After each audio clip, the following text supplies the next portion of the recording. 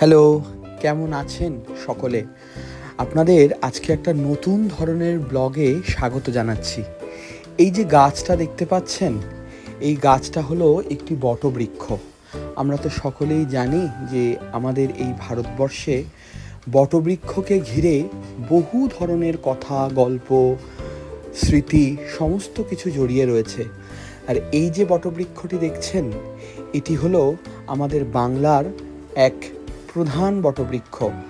এখানে যে মূর্তিটি আপনারা এই মুহূর্তে দেখতে পাচ্ছেন, এটি হলো রবি ঠাকুরের আবক্ষ মূর্তি।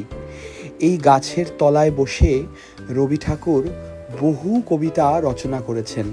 দেখতে পাচ্ছেন এই স্মৃতিফলকে তারই নিদর্শন রাখা রয়েছে।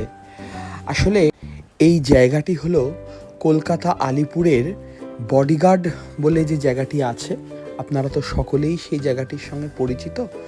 সেই জায়গাটির ভিতরে এই গাছটি প্রতিষ্ঠিত আছে। বহু বছরের পুরনো একটি গাছ, সেটাকে ঘিরে এই মুক্ত মঞ্চ তৈরি করা।